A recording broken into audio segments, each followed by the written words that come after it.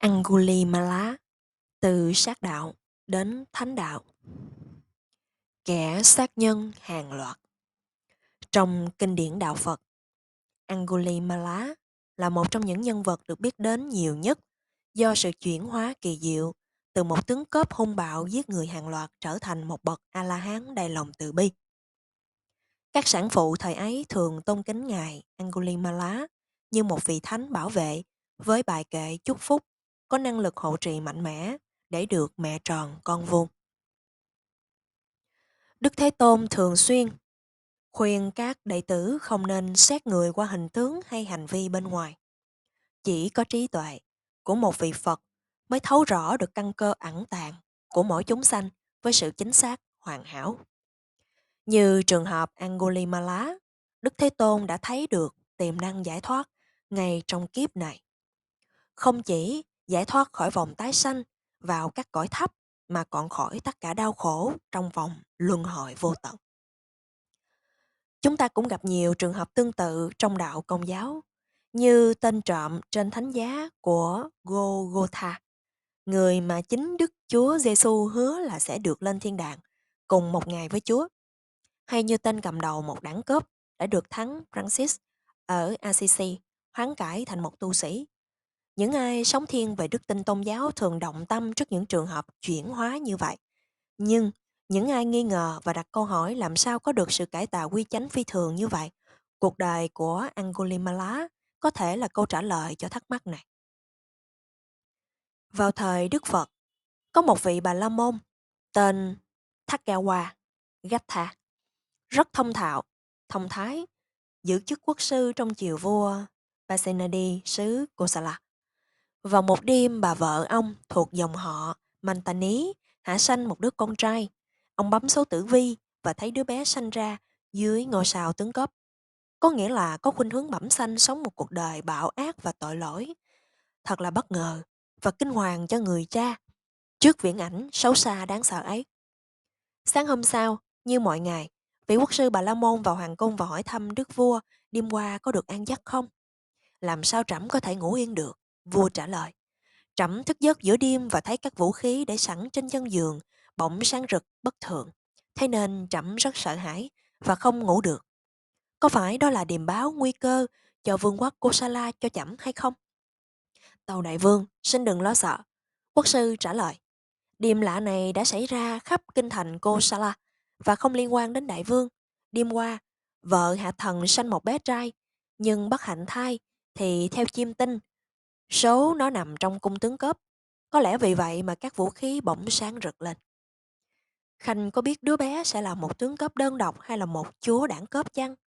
Nó sẽ là một tên cướp đơn độc, hay là một tay giết người, hay là ta giết đứa bé để phòng hậu hoạn? Theo như lời quốc sư thì nó sẽ hành động riêng lẻ một mình. Vậy hãy cố gắng nuôi dạy nó thật kỹ càng đúng cách, biết đâu sẽ thay đổi được bản tính độc ác bẩm sinh. Từ ý định này, cha mẹ đặt cho con trai tên là Ahimsaka, nghĩa là vô hại. Có niềm hy vọng tên ấy sẽ gieo vào tâm khảm của đứa bé một lý tưởng thiện lành để phấn đấu theo. Lớn lên, Ahimsaka trở thành một thanh niên tuấn tú, thể lực cường tráng vô song, nhưng cũng hiền lành, đức độ, thông minh, chăm chỉ học hành. Cha mẹ cậu rất vui mừng, tin rằng nhờ sự giáo dục và nuôi dưỡng trong không khí của đạo giáo của gia đình mà mầm móng xấu ác trong tâm tính của Ahimsaka được kiềm chế. Đến tuổi trưởng thành, Ahimsaka vào học trường Takasila rất nổi tiếng ở Ấn Độ thời bấy giờ và được vị thầy lỗi lạc nhất nhận làm môn đồ. Ahimsaka tiếp tục học hành chăm chỉ và đạt thành quả ưu tú trên tất cả các bạn đồng học. Chàng trai trung thành và khiêm tốn, ngày này qua ngày khác được thầy yêu mến và ưu đãi, thường được gia đình thầy tặng thức ăn. Những điều ấy khiến cho bạn bè đồng môn bất mãn và ganh ghét, cảm thấy từ lúc có Ahimsaka thì thầy dường như chẳng còn quan tâm gì đến họ nữa. Họ muốn chấm dứt việc này nên bàn kế hoạch ly gián hai thầy trò bằng cách chia thành ba nhóm người, thay phiên nhau đến mách chuyện lên thầy. Nhóm môn sinh đầu tiên đến thưa là họ nghe có lời đồn đãi trong nhà thầy rằng Ahimsaka đang lập mưu đồ chống lại thầy. Mới nghe qua, thầy nổi giận la ngay, cút ngay. Quân khốn kiếp, đừng tính chuyện chia rẽ thầy trò ta. Sau một thời gian, nhóm môn sinh thứ hai đến kể chuyện đó. Rồi cuối cùng nhóm thứ ba đến mách và thêm rằng nếu thầy không tin, xin thầy hãy tự mình điều tra việc này. Cuối cùng, đám môn đồ đã gieo được hạt giống hoài nghi, độc hại vào tâm của vị thầy, mọc rễ đâm chồi, khiến ông tin rằng Ahimsaka vô cùng dũng mãnh thể lực và quật cường về tâm ý thật sự muốn đẩy ông ta ra. Một khi đã nghi ngờ, người ta luôn luôn tìm được vài hành vi khả nghi để khẳng định. Thế là sự nghi kỵ trở thành kết án. Ông tự nhủ, ta phải giết hắn và làm cho hắn bị giết.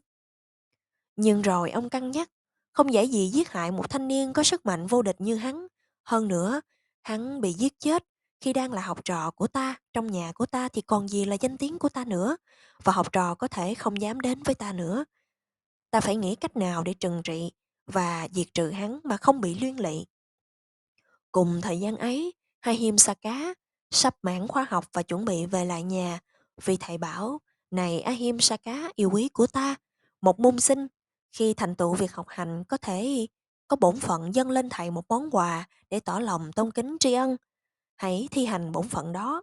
Thưa thầy, Ahimsaka lễ phép thưa, tất nhiên là vậy. Con nên dâng lên thầy vật phẩm gì? Con phải đem về cho ta 1.000 ngón tay út bên tay phải của 1.000 người. Đó chính là nghi thức mãn khóa để tỏ lòng tôn kính đến pháp môn con đã học. Có lẽ vị thầy tin rằng Ahimsaka khi cố gắng thực hiện việc làm này sẽ bị giết chết hoặc bị bắn hoặc bị xử tử. Cũng có thể ông đã kín đáo xem số mạng của Ahimsaka, thấy được tiềm năng hiếm xác của đứa học trò, nên giờ đây tìm cách kích động bản năng này. Nghe mệnh lệnh tàn ác đó, Ahimsaka kinh hãi thốt lên, ôi tôn sư, sao con có thể làm được việc đó? Gia đình con không bao giờ dùng bạo lực, chúng con là người hiền lành vô hại. Thế thôi, nếu không thực hiện được nghi thức tôn kính đáng kính này cho pháp môn của ta, thì bao nhiêu điều con đã học cũng hoàn toàn vô hiệu. Cuối cùng, vị thầy thuyết phục được Ahimsaka. Các nguồn tài liệu về câu chuyện này không cho biết nhân duyên cuối cùng nào đã khiến cho Ahimsaka chịu chấp nhận đòi hỏi cực kỳ tàn ác đó. Có thể do ảnh hưởng của nền giáo dục nghiêm khắc của những năm đầu đời, người đệ tử phải phục tùng tuyệt đối mệnh lệnh của thầy. Nhưng yếu tố mạnh mẽ hơn cả có lẽ là khuynh hướng hiếu sát bẩm sinh. Tương truyền rằng trong một kiếp quá khứ, Ahimsaka là một quỷ dạ xoa dũng mãnh. Do muốn ăn thịt người nên dùng thần thông sát hại họ để thỏa mãn sự thèm khát. Đó là nghiệp lực đen tối, xấu ác từ quá khứ, do vị thầy khơi dậy đúng lúc, đã đột nhập vào kiếp hiện tại và nhận chìm những phẩm chất tốt đẹp phun bồi từ thợ thơ ấu. Rồi do nghiệp lực sai khiến, hoảng sợ đâm ra lầm mê, Ahimsaka không nghĩ đến một giải pháp nào khác. Vì vậy, thay vì góp nhặt các ngón tay từ những tử thi vứt ngoài nghĩa địa, Ahimsaka lại tự trang bị vũ khí, trong đó có một thanh gươm lớn rồi đi vào rừng rậm Salini của quê nhà mình thuộc xứ Kosala. Nơi đây, Ahimsaka sống ẩn nấp trên vách đá cao, rồi có thể nhìn bao quát khắp con đường phía dưới. Khi thấy bóng ai đi ngang, hắn bay xuống, giết chết, chặt lấy ngón tay út. Sau đó, hắn treo các ngón tay lên cành cây, chim chóc rỉa hết thịt, rồi gom các lông xương kết lại thành sâu chuỗi đeo vào cổ như một tràng hoa. Từ đó, người ta gọi Ahimsaka là Angulimala, nghĩa là vòng kết bằng những ngón tay. Trở thành sa môn. Angulimala cứ thế tiếp tục cuộc tàn sát.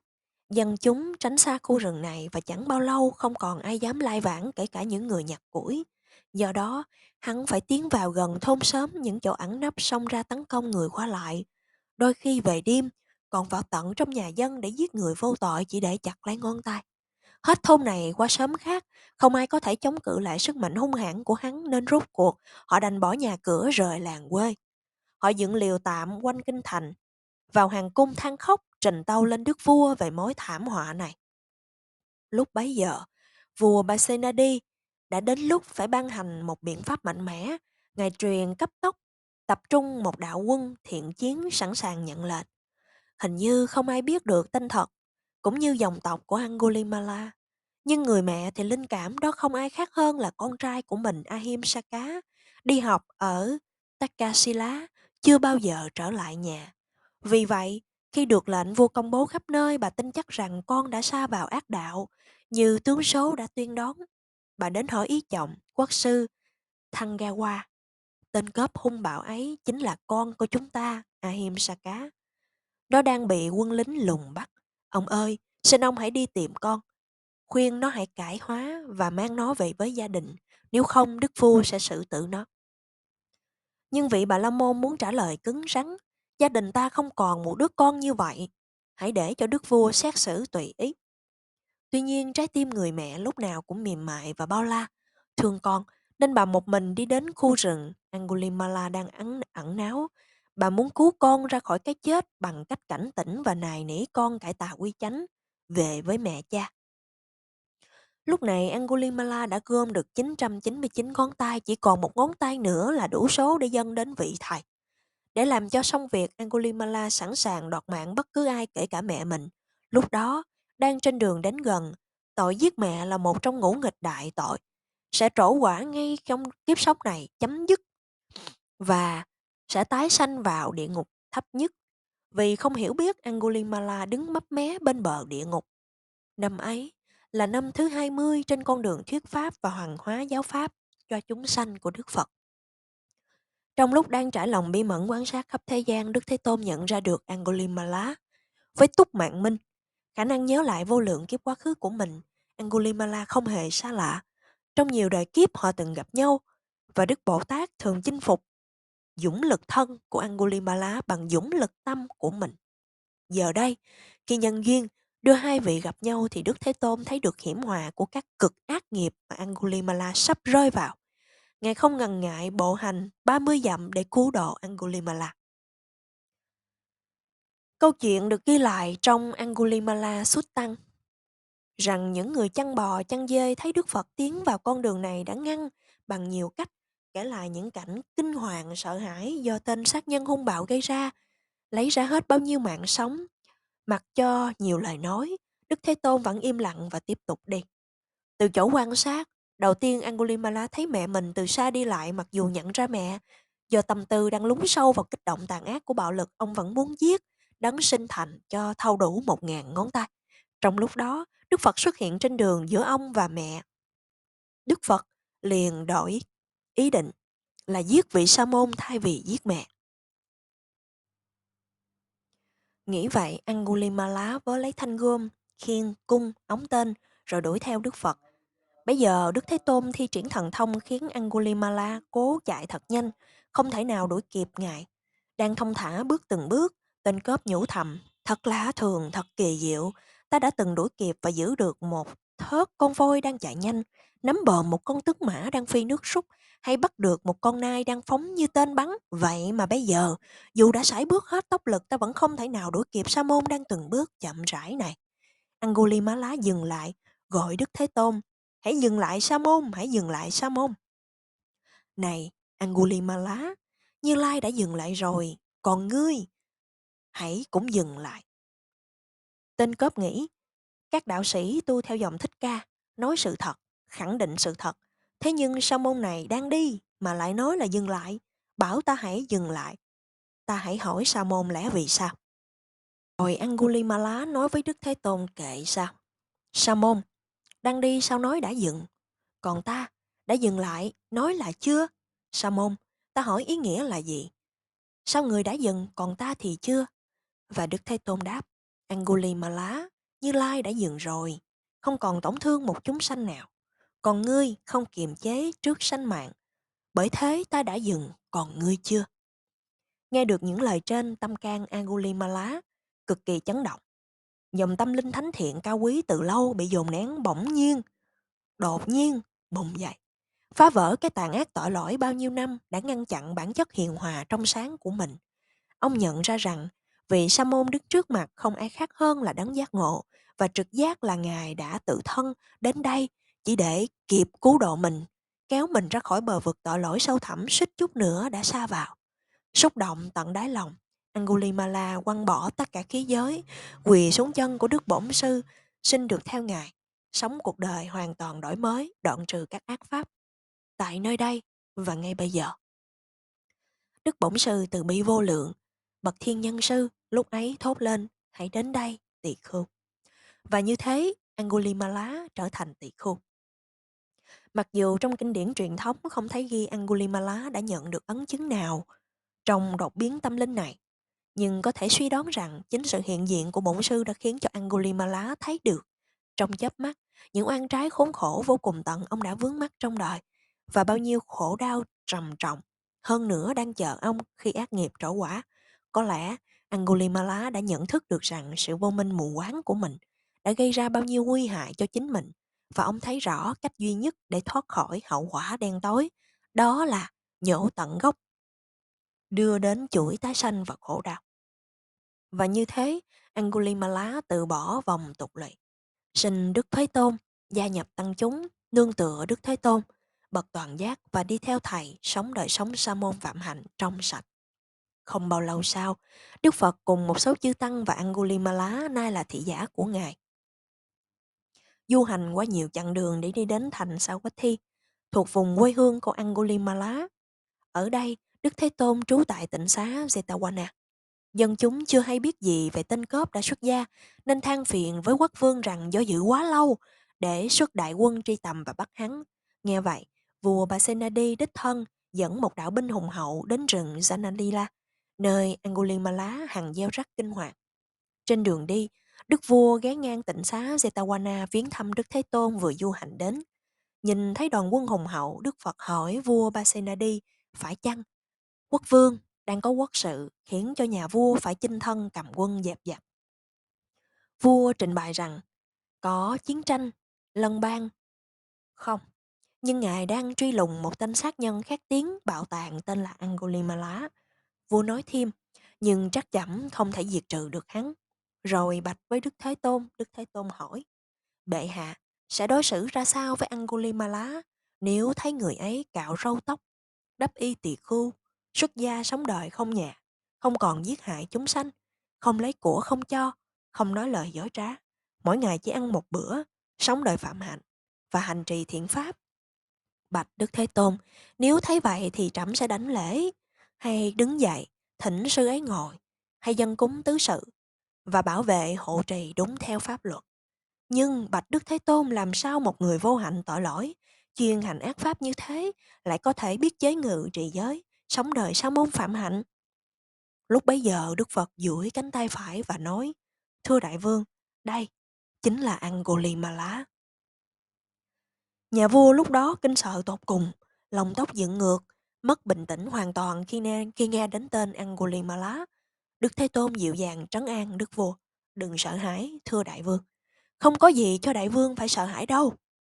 Sau khi lấy lại được bình tĩnh, vua Pasenadi bước đến gần đại đức Angulimala và hỏi han về gia thế để xưng hô.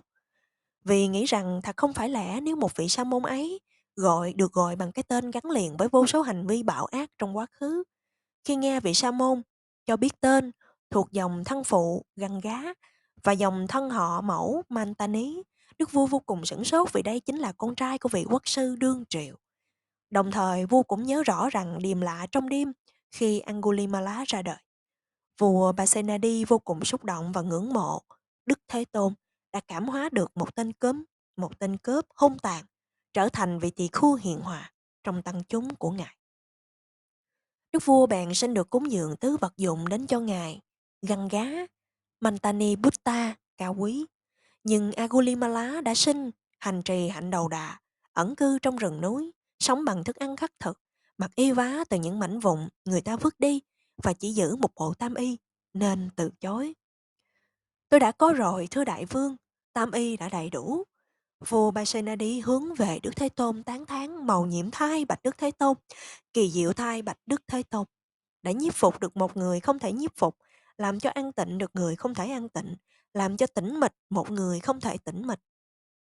Không cần dùng hình phạt hay vũ khí, Thế Tôn đã nhiếp phục được một người mà chúng con không thể nào nhiếp phục bằng hình phạt và vũ khí. Nhưng khi Angulimala đi trị bệnh khắc thực ở ngoại thành Sawathi, vừa thấy bóng dáng ngài là dân làng kinh hoảng bỏ chạy về nhà và đóng hết cửa lại. Đến khi vào thành, mọi người cũng phát hiện ra ngài và sợ hãi chạy trốn. Vì thế, Angulimala không nhận được một muỗng cơm hay vá cháo sớt bát nào.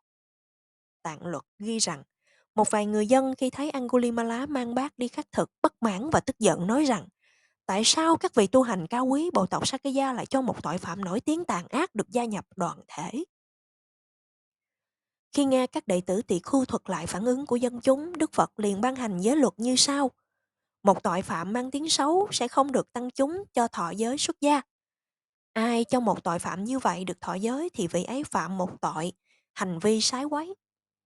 Việc cho một tội phạm sát nhân xuất gia chỉ có thể gây ra khó khăn cho tăng già nếu người ấy không biết hối cải, chưa kể đến việc lợi dụng đời sống tu hành để trở thành nơi ẩn náu trốn tù tội hình phạt. Đức Phật hiểu được, chỉ có trí tuệ của một vị Phật mới thấy rõ tiềm năng thiện lành của một tội phạm. Do đó, sau khi Đức Phật làm điều đó, không ai có đủ khả năng thẩm quyền để thực thi những gì mà họ hiểu trong khả năng của họ.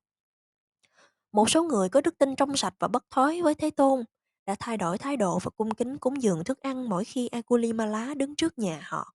Nhưng phần đông dân chúng vẫn còn thù nghịch, mặc dù Angulimala đã nhận ra rằng việc xin được thức ăn khi khất thực ở quê nhà là vô vọng, nhưng Ngài vẫn tiếp tục hành trì hạnh đầu đà như một nhiệm vụ. Sanh vào dòng thánh. Một ngày nọ trên đường trị bình ở Sawathi, Angulimala gặp được một sản phụ bị sanh khó, rên xiết thảm thiết. Tình trạng thật nguy kịch mà đứa bé vẫn không được sinh ra. Động lòng trắc ẩn trước cảnh khổ, Angulimala thầm nghĩ, chúng sanh đau khổ biết bao, chúng sanh quả thật vô cùng đau khổ. Trở về tịnh xá, Đại Đức thuật lại với bổn sư và được Ngài dạy rằng, này Angulimala, hãy trở lại nói với sản phụ rằng, này hiền tỷ, từ khi được sanh ra, sư chưa bao giờ có tác ý giết hại một mạng sống nào. Do ai lực của lời chân thật này, nguyện cho mẹ con cô được sanh nở, vuông trọn. Nhưng Angulimala lại thưa rằng bạch Đức Thế Tôn, nếu con nói như thế thì chẳng phải con phạm giới nói dối sao? Bởi trong quá khứ con đã từng giết hại rất nhiều người. Vậy Angulimala hãy nói rõ như thế này. Này hiền tỷ, từ ngày sanh vào dòng thánh, sư chưa bao giờ có tác ý giết hại một mạng sống nào. Do ai lực của lời chân thật này, nguyện cho mẹ con của chị sanh nở được vuông trọn. Angulimala báo tin sẽ trở lại. Gia đình ngăn một bức màn để cho sản phụ nằm ở bên trong. Bên kia đặt một chiếc ghế để vị sa môn ngồi. Và Angulimala đã làm theo lời của Đức Thế Tôn chỉ bài. Lời của Đại Đức là lời chân thật. Bởi khi Đức Phật thọ giới cho vị tỳ khưu, Đại Đức đã sanh vào một đời sống phạm hạnh thánh thiện.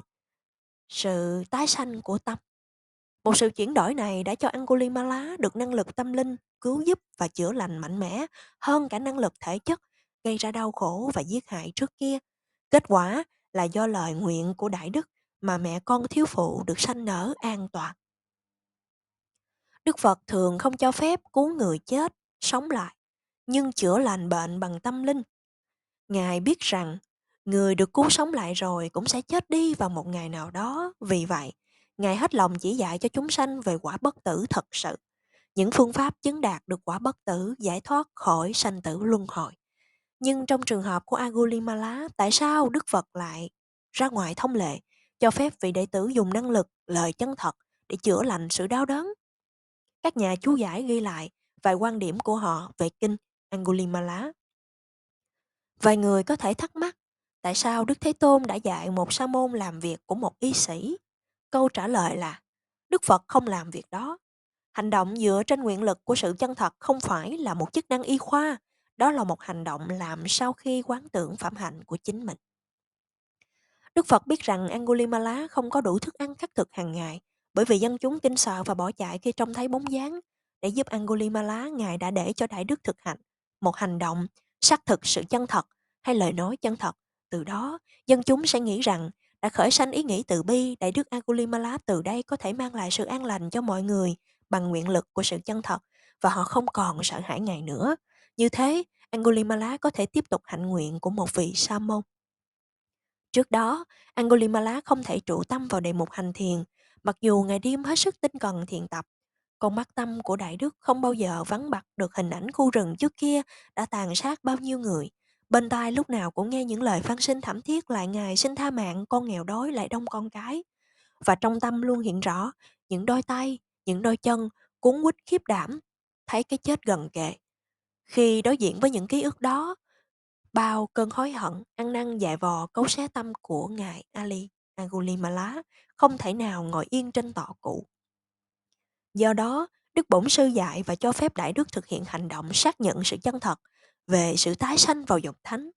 Đức Thế Tôn muốn Angulimala nhận biết rằng tái sanh vào dòng thánh là một phước báo kỳ diệu, từ đó gợi niềm cảm kích thôi thúc Ngài tăng trưởng tuệ giác thành tựu quả vị A-la-hán. Sự việc này là một sự hỗ trợ lớn lao cho Angulimala.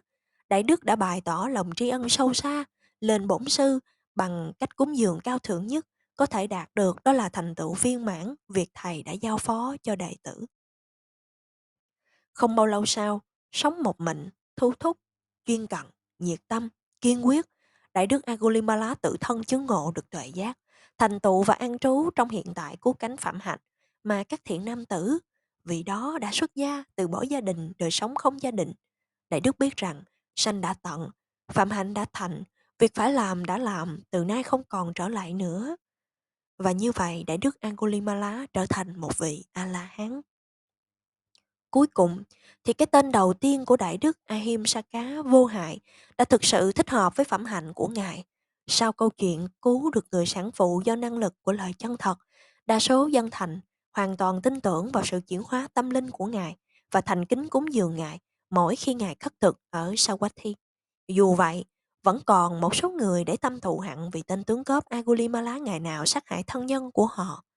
Không thể trả thù bằng luật pháp, họ tự ý trừng phạt Ngài bằng cách dùng gậy gộc đánh đập ném đá vào Ngài khi Ngài đang đi trì bệnh khắc thực. Cuộc tấn công thật tàn bạo, đến nỗi Angulimala trở về bên Đức Bổn Sư. Toàn thân của Đại Đức đẫm máu, lỗ đầu, bình bát bị vỡ, ngoại y bị rách. Đức Phật thấy vậy, khuyên nhủ người đệ tử.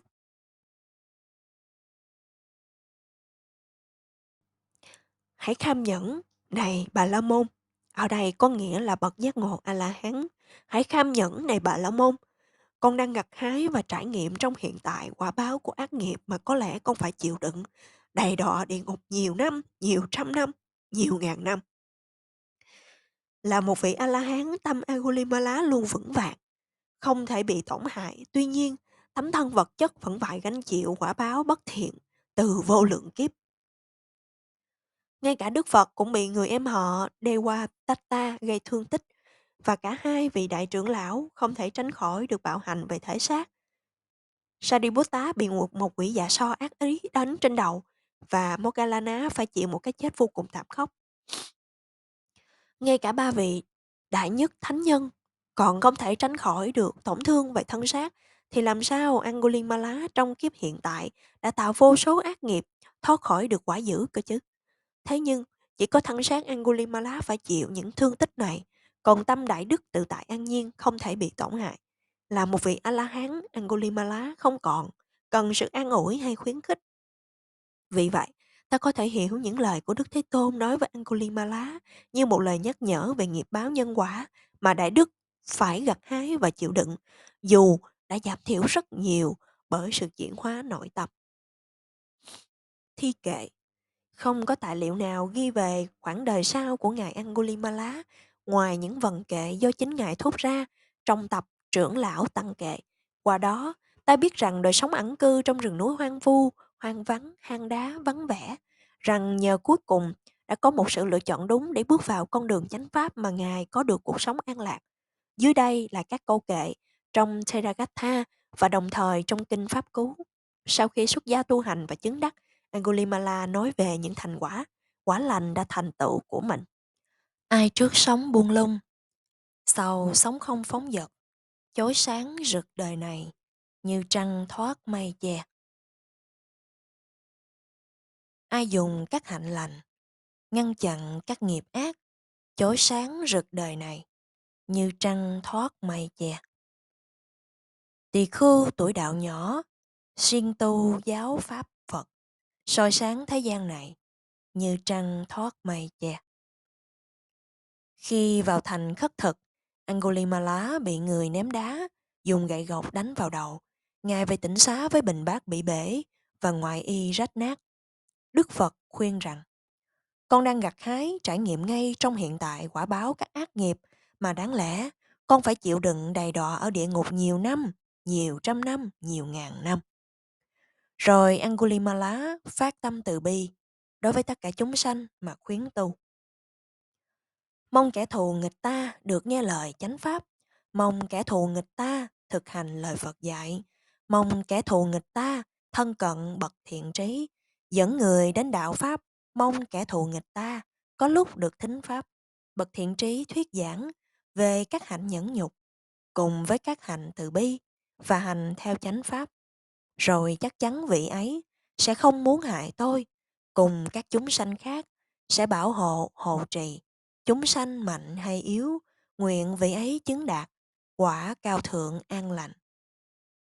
Người trị thủy dẫn nước, kẻ làm tên nắm tên, người thợ mộc uống gỗ, bậc trí nhiếp tự thân. Có người được rèn luyện bằng gậy roi móc sắt, ta được bậc đạo sư, điều phục không vũ lực, không đòn roi khí giới, vô hại vốn tên ta, quá khứ gây tổn hại. Nay tên này là thật, ta không hại một ai. Một thời là tướng cướp, tên đeo tràn ngón tay, cuốn theo dòng trầm luân, cho đến khi quy Phật. Một thời ta lắm máu, tên đeo tràn ngón tay, hãy nhìn nơi quy ngưỡng, đã tận diệt tái sanh. Ta phạm nhiều ác nghiệp, đáng sanh vào khổ cảnh, đến nay nghiệp dị thục, nên thoát được ác quả. Kẻ si mê thiểu trí, chuyên sống đời phóng dật, người trí không phóng dật, như giữ tài sản quý. Chớ buông lung phóng dật, chớ mê say dục lạc, hãy chuyên cần thiền định, đạt an lạc tối thượng. Vậy xin hãy đón chào, pháp lành ta đã chọn, trong các pháp trên đời, chánh pháp ta đã chọn. Vậy xin hãy đón chào, pháp lành ta đã chọn, ta đã đạt tam minh, lời Phật dạy làm xong.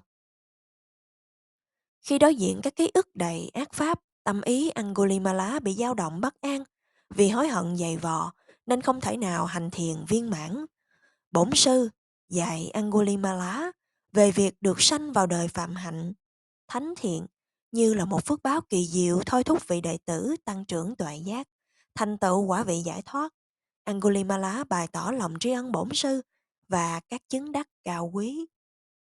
Trong rừng dưới gốc cây hay trong hang trên núi, dù ta trú nơi nào, tâm đã luôn dao động.